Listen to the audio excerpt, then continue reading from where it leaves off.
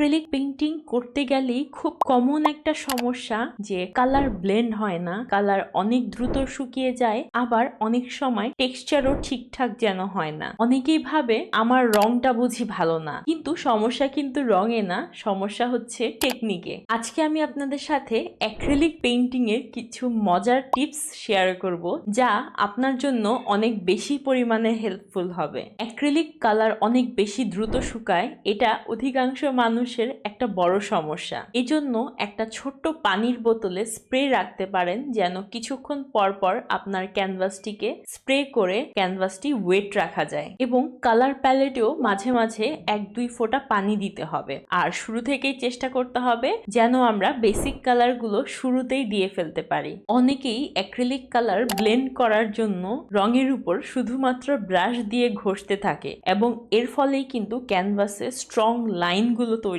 হয়, যেটা পেইন্টিং এ এক ধরনের অস্বস্তি তৈরি করে। অ্যাক্রিলিকের নিয়ম হচ্ছে প্রতিটা কাজ লেয়ার বাই লেয়ার করতে হবে, অর্থাৎ প্রথমেই বেসিক লেয়ারে সবগুলো ব্যাকগ্রাউন্ড কালার শেষ করতে হবে, এবং সেকেন্ড লেয়ার, থার্ড লেয়ার, এভাবে আস্তে আস্তে ডিটেল করতে হবে, এক্স্যাক্টলি পেন্সিল স্কেচ এবং ওয়াটার কালারের মতো। সুতরাং আমরা এখানে বলতে পারি যে ওয়াটার কালার, পেন্সিল স্কেচ এবং অ্যাক্রিলিক পেইন্টিং, এই তিনটা সাবজেক্টই খুবই ইন্টার রিলেটেড। আপনি যদি অ্যাক্রিলিক পেইন্টিং এ দক্ষ হতে চান, তবে কিন্তু অবশ্যই আপনাকে শুরু থেকে পেন্সিল স্কেচ এবং ওয়াটার কালারের স্টেপসগুলো কমপ্লিট করে আসতে হবে, তবেই ফাইনালি আপনার একটা দারুণ কাজ তৈরি হবে। আর আমার এই 4 মাসের কোর্সে আমি পেন্সিল স্কেচ, ওয়াটার কালার এবং অ্যাক্রিলিক কালারের শুরু থেকে শেষ পর্যন্ত প্রতিটা ডিটেলসই শেখাবো, এবং আপনারা এখন ঘরেও বসেই ছবি আঁকা শিখতে পারবেন অনলাইনে। শিক্ষার্থীরা যে কোনো বয়সেরই হতে পারবে, তবে শুরুটা হচ্ছে আমাদের